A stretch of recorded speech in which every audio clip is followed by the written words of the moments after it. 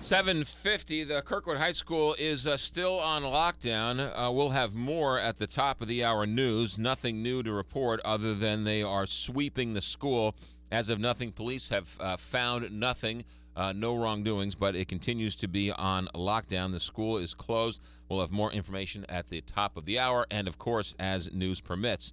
Last night, there was another meeting about the Bridgeton landfill. That's the landfill that is smoldering. That's the Bridgeton landfill that is next to a nuclear waste site. Recently, it was announced that nuclear waste was actually in places that they didn't expect it. There was a big meeting last night, and Harvey Ferdman joins us via Skype. He is a policy advisor to Representative Bill Otto. Good morning, Harvey. Good morning, McGraw. How are you today? Great. What can you tell us about last night's meeting? Well, before we start, I have to tell you that Representative Otto has upped his game from just mentioning his name to showing his picture. All right, there he is. Now, the next time we have you, get a big poster and put it behind you so we can see it as we talk to you. Good idea.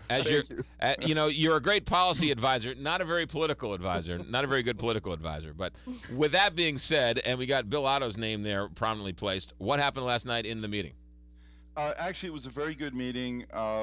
We had the director of Region 7, Dr. Carl Brooks, there along with his staff.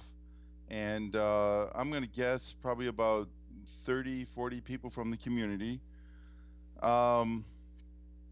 It was actually a very good dialogue for a change. The community got to interact with the EPA staff, and we were pretty much able to find out a number of things. I guess the bottom line is, yes, they have discovered some new waste. It's technically still on the premise of the landfill, although it's outside of the fence line that has been put up to keep the workers out of that area. So they'll be extending that fence line soon, I would assume. So they found waste outside of the protected area? Yes. So workers have been working on top of this nuclear waste? Well, the waste is some 30 feet below the surface. Okay. So they weren't in any particular danger, any more danger from that than any of the other waste that's out there. Okay. Did they say anything about it leaching into the groundwater? Yes, they said, and I wrote this down, that they are now seeing it in more places than before. And that's a very big admission from the EPA to say that. They've been in the past saying that it appeared not to be moving around. So the EPA last night in this meeting admitted that they're finding the waste leaking into more groundwater than they thought? Well, just to be clear, they're finding radioactivity in more locations in the groundwater than they expected, and then they have seen it in the past.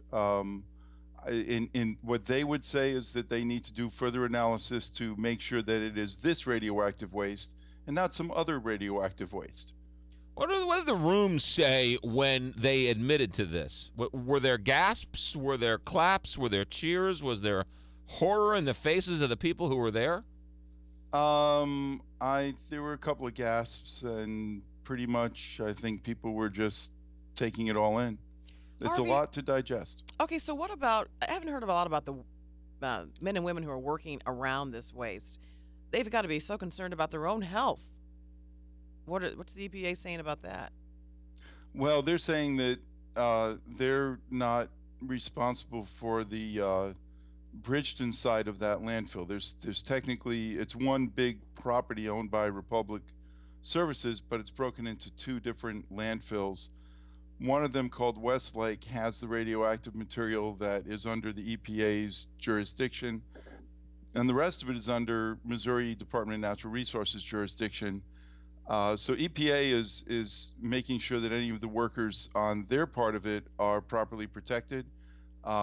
We know that various unions and others are approaching OSHA, asking them to come in and do a complete survey to make sure that everyone that needs protection is being properly protected.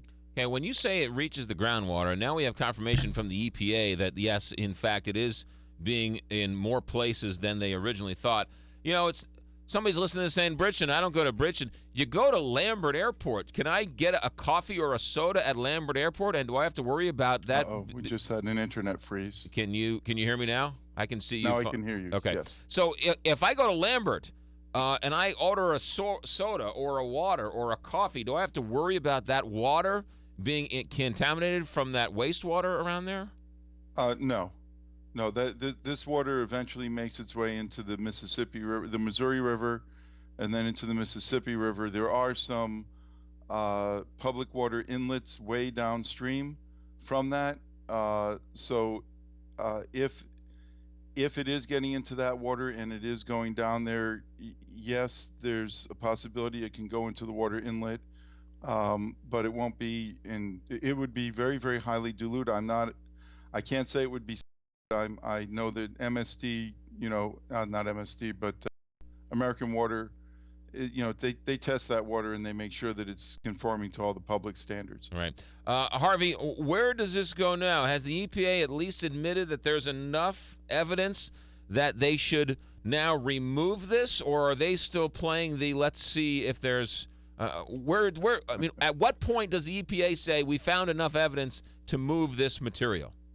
You would have to you'd have to ask them, but the evidence is mounting. That's all I can say is they're saying that they're still studying it and that their minds are open as to what the final solution will be.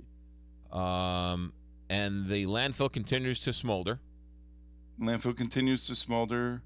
The emergency responders have voiced a little bit of concern that they used to be getting more data about that than they're getting now.